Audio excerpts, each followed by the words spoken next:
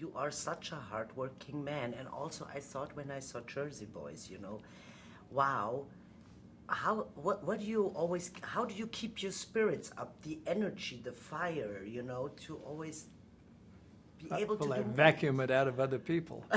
These guys that were, everybody approached it with a lot of energy. They were most of them were former players of the play, and they're really good young actors. And my job is just to keep them, their spirits up and make it a pleasant experience for them. And so that's all there is to it, really. That's interesting how you say it, because I talked to the boys 2 days ago, and they also, or was it 3 days already ago? Forgot it. But they all said it's so nice to work with you. So obviously they feed from you also. It's a giving and taking situation, isn't it? Yeah, it is. Yeah. It is that, and they were terrific guys, and but they brought so much energy and so much enthusiasm, and to play it that many times. I think that they were happy they were doing it the movie version, because that would be kind of like the end of the line. They usually goes from the book to the play to the movie, and so they were happy to be the final characters. But they were terrific guys, and they all worked very hard. And so I couldn't be lazy if I wanted to. They wouldn't let you. So if you think back of these times, the 50s and the 60s, what memories or what was the most important for you? In which place were you as a person? Well, in the 50s, in 1951, I was in the Army for been drafted in the Army for a couple of years. And then when I got out of the service, I was going to college on the GI Bill, and I started taking some acting classes at night and everything. And I finally ended up getting myself, through a series of circumstances, getting myself a contract at Universal Pictures back in 1953. And I was there for a year and a half as a contract player. I got $75 a week, and it seemed like a lot then. I mean, it could pay the rent and maybe have one beer left over. But anyway, it was okay, and I learned a lot, and I took the acting classes in the evening, etc. And then just finally kind of got into it, and finally, and the more you get into it, then the less people want you, it seems. But anyway, I did.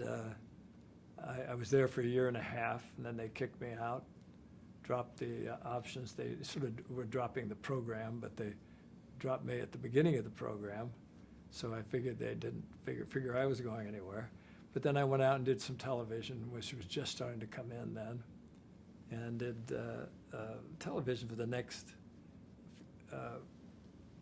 years until 1959, when I got Rawhide, which was a television show, Western, but that was my first steady job. I was doing digging swimming pools and doing all kinds of crazy jobs to kind of keep alive. And then in 1959, I got this job, and the series lasted for 6 years on the air. In the meantime, I snuck over to Spain and did Fistful of Dollars and those pictures, and that set me off on another direction. So circumstances were falling in place that would lead me to now 60 years later. So they were very important part in these years, like in your life.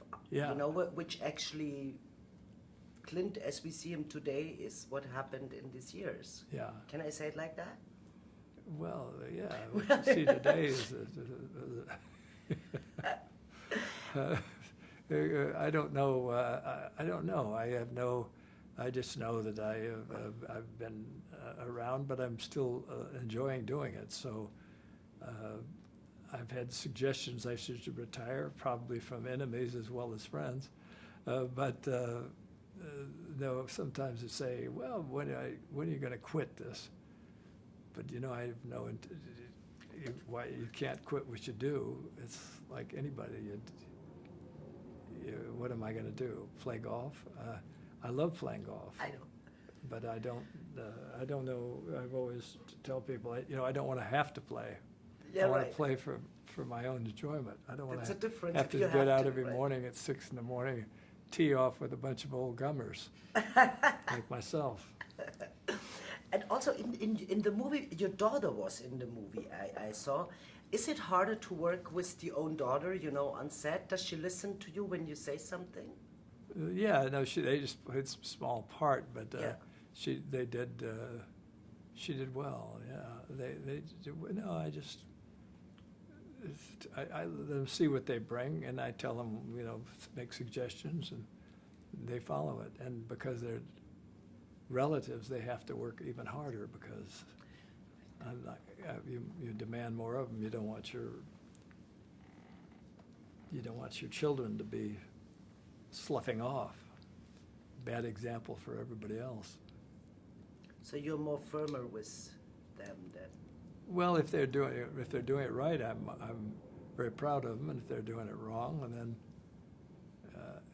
I'm proud of myself for using them. If they're doing it wrong, then I'm mad at myself for being getting into nepotism and allowing it in the first place.